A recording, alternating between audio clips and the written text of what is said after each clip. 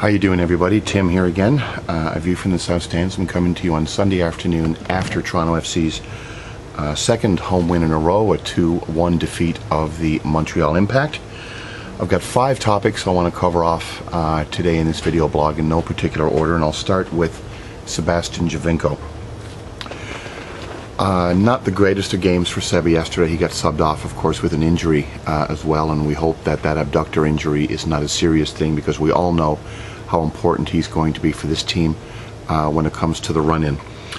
But what I want to talk about specifically is not his performance in the game yesterday, but the fact that he's been called up for the Italian national team. A lot of people, a lot of commentators and pundits are saying, you know, how this is great for MLS. I couldn't care less about that. I think it's great for Toronto FC. And let me very quickly explain why. I want to touch on the difference between what's happening for Seba and what didn't happen for Jermaine Defoe. Now, I'm not a big Defoe fan. Obviously, how things ended in Toronto wasn't what we had all hoped. Before the World Cup happened last year, however, though, he was very engaged. He was playing well. He put 11 goals in 13 games. Things seemed to be pretty hunky-dory, didn't they, if you all recall? But the experiment really failed when he didn't make the cut for the English national team in Brazil last year. I think the experiment essentially failed because, you know, he felt that playing on this side of the Atlantic actually would be a hindrance to his overall soccer career. Now, a guy like Sebastian Giovinco comes in, exceeds expectations, perhaps probably the best player in the history of the league. He actually makes the cut for qualifiers for the Italian national team for Euro 2016. And I'm guessing he's probably saying to himself right now, yeah, the money has been great here. It's great for my family. I like living in a city where I can walk down the street and not be mobbed. And I've made a good football choice as well, because not only is my game excelling, but I'm still being recognized for my national team.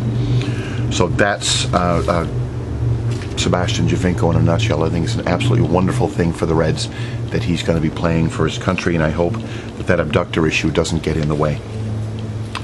Now, the other thing I want to talk about is I want to very quickly reminisce about a conversation I had with a former Toronto FC coach, one Mr. Ryan Elson, back in the winter of 2013. It was just after he had gotten here from QPR when all that nonsense ended, and there was a preseason meet and greet that I was lucky enough to get invited to, and I had a chance to sort of pigeonhole Mr. Nelson for a couple of minutes, and we started talking about expectations.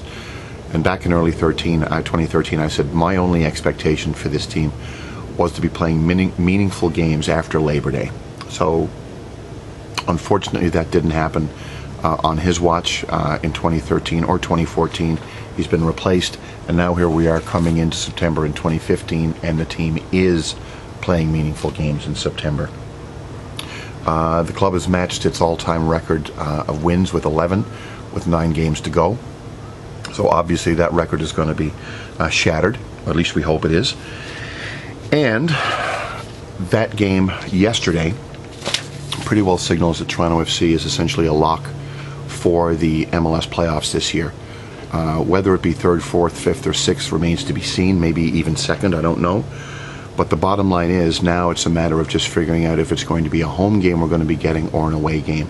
I think an away game, that would be a disappointment. I think a home game would be a wonderful way to get this team into the playoffs for the first time and see what happens from there. And that's what I think that win yesterday over the Montreal Impact actually meant. It also pretty well put paid to any hopes, I think, for the Impact of getting in any further than maybe 5th or 6th at best. The other thing I actually heard yesterday is I actually had a chance to talk to an Impact fan. Yes, I talked to an Impact fan yesterday, and he was telling me that supposedly the word on the street in Montreal is that Frank Klopas is not going to be there very long, and you might want to keep looking around to see what's actually happening with the Impact, because probably they're going to be getting a new coach in the next few days. But since this isn't an Impact blog, it's a TFC blog, I want to get back to the other 3 things I want to very quickly touch on. The first one is Chris Konopka. 2 games, 1 goal conceded, 2 wins. He made a beautiful off-the-line save in the first half to essentially, in retrospect, save 2 points for Toronto FC. It may not be the best choice.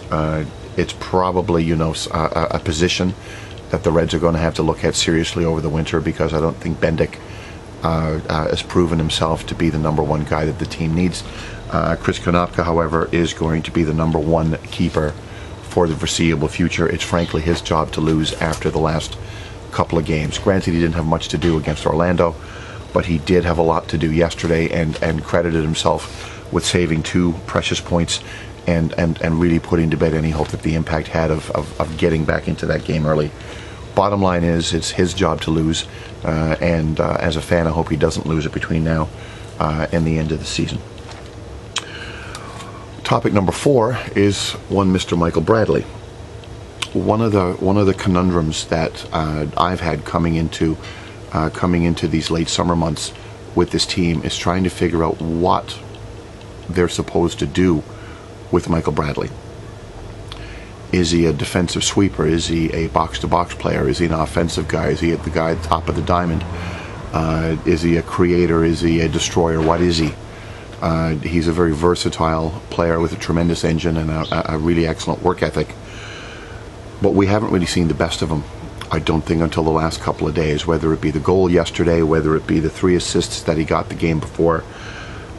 It's been really excellent to see him being the offensive creator that he's been over the last couple of games. He's, I think, been keeping Josie Altidore off the pitch. And with Shearu and Warner playing defensive mid, he's been playing much more of that creative box-to-box central midfield role with a lot of success. And hopefully the Shearu injury yesterday isn't serious, because I really like that setup with Bradley playing further up the field. I think it gets the best out of him. And when a player of that quality is playing at his best, the team is going to get some quality results from it. So I really hope that they find a way of continuing what they've been doing with Michael Bradley over the last couple of games. Now, finally, I want to very quickly touch on Seattle away. No Josie Altidore. He's going to be playing for the American national team. Michael Bradley isn't, by the way. I think a little handshake deal with Jurgen Klinsmann said that Bradley could stay for the Seattle game. Seba's going to be away in Italy, and we're going to be on turf, and it's a big trip from here to Seattle. But Seattle is not the Seattle of old. They've lost 13 games this season, which is absolutely unheard of for them. They've had a lot of struggles, a lot of injuries, and they're not the team that they've been. They're right on the cusp of being out of the playoffs, not necessarily in the playoffs in the very tough Western Conference. So a point, maybe even 3 points on the road is not beyond the realm of possibility for our Reds. And once that game is over, win, lose, or draw, that's the end of the long road trips. That's the last trip to the West Coast, unless they get into the MLS Cup, of course, or get in deep into the playoffs. It's going to be the last trip where they play on turf, I believe, if I'm not mistaken. And then, of course, there's only 2 road games between now and the end of October to finish out the season. And that's an absolutely enviable spot to be in, with games in hand against some of your competitors, with a relatively easy run-in, and of course with the vast majority of games being at home. So to very quickly recap, Giovinco, congratulations on going to Italy. Proves you made the right move coming to TFC. We got meaningful games in September, which is something I've been personally looking forward to for a long, long time. Chris Konopka is going to, is going to be our goaltender for the run-in, I think. We're getting the best of the Michael Bradley. Long may that continue. And Seattle away, a point or maybe 3 points is not beyond the realm of possibility. So that's it. Have yourselves a wonderful week. I'll have another video blog up next Sunday after the road trip in Seattle, and we'll see if the Reds can snatch some points on their last long road trip of the year. Thanks very much for watching, and have a good week. We'll talk to you soon. Cheers.